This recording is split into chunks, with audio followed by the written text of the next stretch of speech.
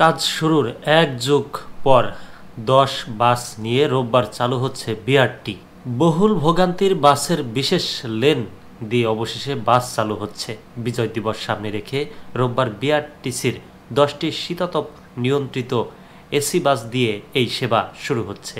রোববার ভোরে গাজীপুরের শিববাড়ি থেকে সরকারের পরিবহন সংস্থা বাংলাদেশ সড়ক পরিবহন কর্পোরেশনের ১০টি বাসের চলাচলের উদ্বোধন করবেন সড়ক পরিবহন মন্ত্রণালয়ের উপদেষ্টা মোহাম্মদ ফাউজুল কবির খান। অনুষ্ঠানের সভাপতিত্ব করবেন সড়ক পরিবহন ও মহাসড়ক বিভাগের জ্যেষ্ঠ সচিব মোহাম্মদ এহসানুল হক। সড়ক পরিবহন মন্ত্রণালয় জানিয়েছে, বিআরটিসির এসি বাসগুলো শিববাড়ি টার্মিনাল থেকে বিআরটি লেনে বিমানবন্দরে পর্যন্ত ২০.৫ কিলোমিটার এবং বিমানবন্দর থেকে গুলিস্তান পর্যন্ত ২২ কিলোমিটার পথে চলাচল করবে।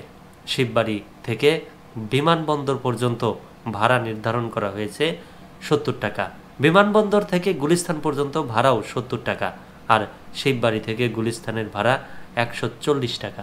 বিআরটিসির চেয়ারম্যান মোহাম্মদ তাজুল ইসলাম প্রথম আলোকে বলেন, যাত্রীর চাহিদা বাড়ালে বাসের সংখ্যাও বাড়বে।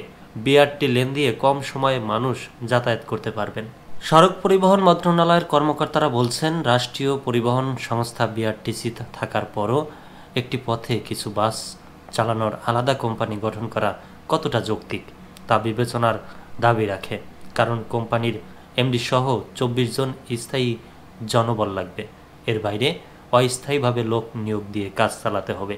ফলে কোম্পানিটি লোকসানি প্রতিষ্ঠানে পরিণত হয় কিনা সেই আলোচনাও আছে।